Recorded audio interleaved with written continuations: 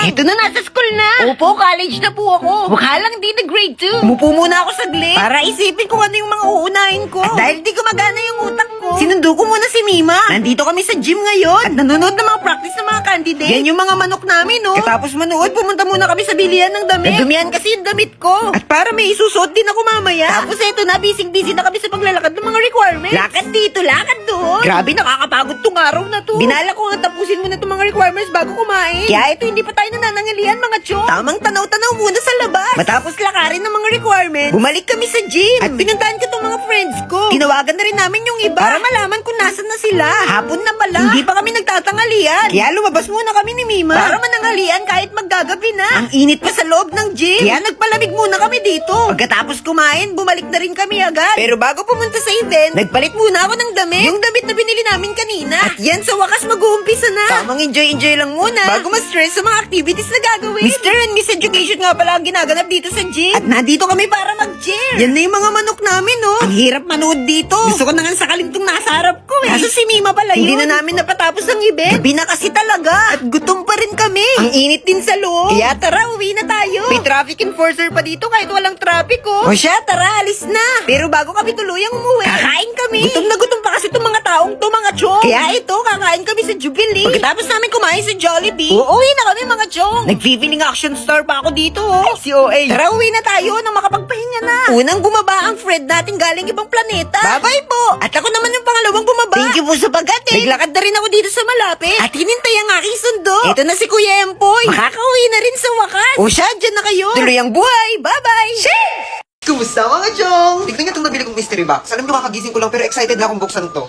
At nagtataka ako kasi 100 pesos lang itong mystery box na to pero ganito siya kalaki. Pero hindi ito pantao. Parang siya sa mga pet, mga aso, mga pusa. Pero pusa yung binili ko. Kasi 100 pesos lang yun eh. Kaya anong gagawin?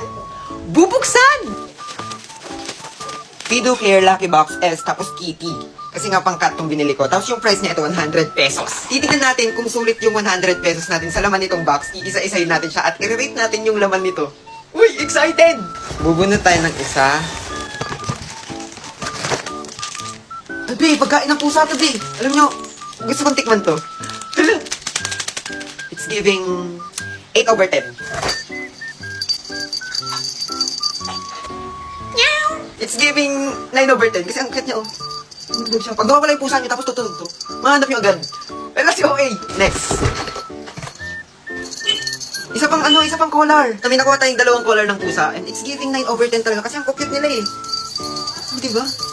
Pero nakakatawag ng swerte. Si OA. Supply sa pusa to. Oo. Alam nyo, kailangan to ng mga pusa at saka ng mga aso natin kasi kapag naglalagas ng balahibo, diba? Kapag ginanon kasi ito, sasabit yung balahibo nila dito. Tapos kapag pinindot to, ayun, tatanggal yung balahibo. Isa ko sa'yo. Grabe, 10/10 to sa akin. Parang bawi ko na yung 100 pesos dito. Magkano ba to? Parang nasa 100 din to ah. Isa na lang. Ano to? Laruan ng pusa. Mukha siyang Pokeball.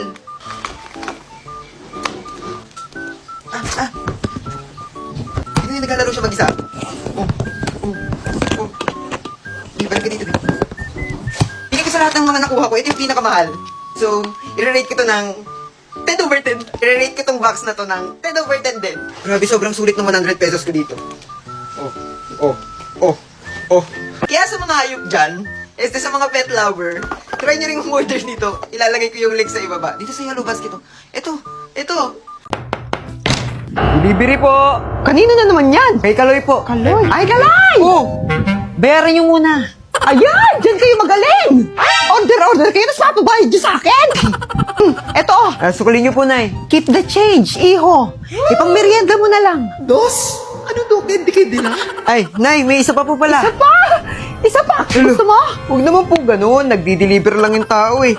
Kay Duday po. Duday! Ano na naman to? Ano ka ba, Nay? Huwag kang nagagalit. Paano hindi magagalit? Panay-panay ang order niyo. Akala niyo mayaman tayo. Ay, para sa'yo rin yan. Umorder na nga ako ng stock natin ng Human Soft Glow. Oo nga, yung soft glow na pala to. Yes, Nay! Pampafresh at pampaglow mo yan. Ano ka ba? Alam mo ba, Iho, the best to kasi nalilesen and control niya yung pagtubo ng sumpa sa skin. Mayroon kasi itong sodium ascorbate, zinc, tapos collagen. Ito, pambato ko talaga na affordable na S-acetylglutathione. 5 times more effective to brighten your skin. Nagtitake kami nito twice a day, kaya ganito kami kaganda. Sige po, kunin ko na po yung bayad. Ay, oo nga pala. Nak, bayaran mo na. Bakit ako? Ala! Ikaw na lang ipambayad ko. Kunin mo na to. Yan na lang ibayad ko. Ay, huwag po yan. Yung isang anak niyo na lang po, tita. Upo ka muna. Sige, babe. Dito lang ako. Luluto lang ako ng pagkain sa kusina, ha? Ang sakit ng tiyan ko. Tatay ako. Teka, makikitain muna ako. Ay, wait lang. Mabaho pala tae ko. Tsaka baka bumara sa inidoro nila. Nakakaya. Babe. Babe. Para saan to? Diyan tumatae yung aso ko. Ay, we. Ang talino pala ng aso mo, babe. Matalino yon. Tinuruan ko siya tumae dyan, kaya dyan lang siya tumatae lagi. Sige. Balik ko na, babe. Sige, babe.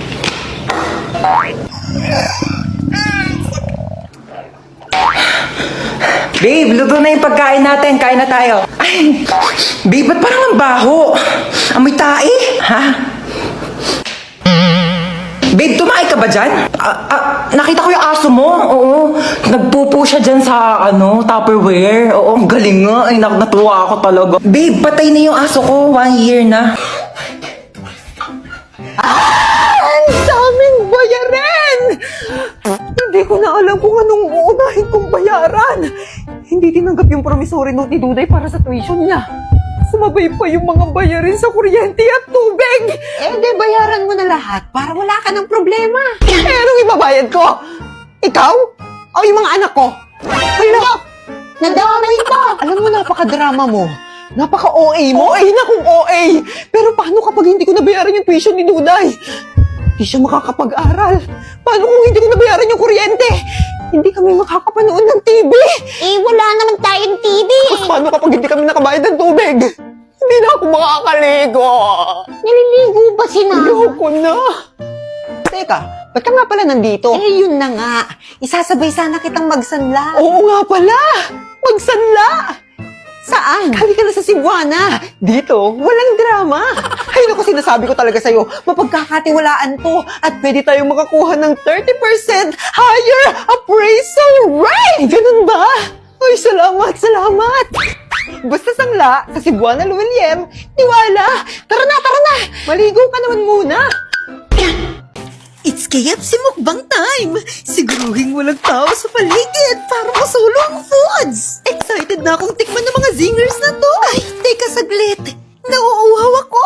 Makainom muna nga ng tubig! Hala! KFC Zingers! Kinikrave ko to matagal na! Uy, KFC! Favorite ko to! Ready na akong mabusog! Uy, teka! Para sa atin ba to? Siyempre! Binili ni Mami ito para sa atin! Ganon! O sige! Kainan na! Uy, grabe! Itsura pa lang mukhang masarap na!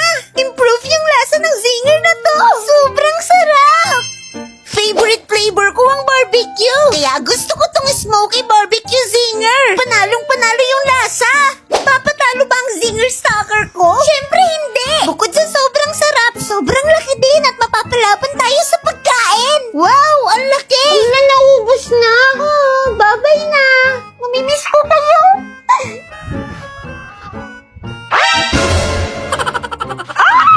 Nasaan na yung mga singers ko? Nag-KFC kayo? Kumain kayo nang wala ako? Teka! Hindi ko pa nga natikman eh! KFC singers yun! Nasaan na? Bebeng! Duday!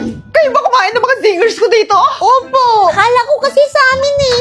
Magpa-deliver na lang tayo ulit. Ay, pwede? Aba, syempre. Duday! Ayos mo ang pagwawalis! Pagod na ako, Nay! Wala pang pahinga to! Magmerienda muna tayo! Mamaya na ang merienda kapag tapos ka na. Ay, marami pa to eh!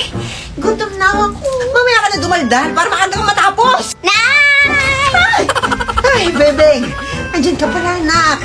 Nagbilihan ka na ba? Hindi pa nga po, Nay. Nagugutom na nga ako eh. Naku, kawawa ka naman. Ito, merienda mo. Wow, dami! Pumunta ka muna sa mga kalaro mo, ha? Marami pang gagawin si nanay. Ah, sige, Nay. Thank you! Oh, Duday! Natunganga ka na naman dyan. Paglinis ka na! Napakadaya!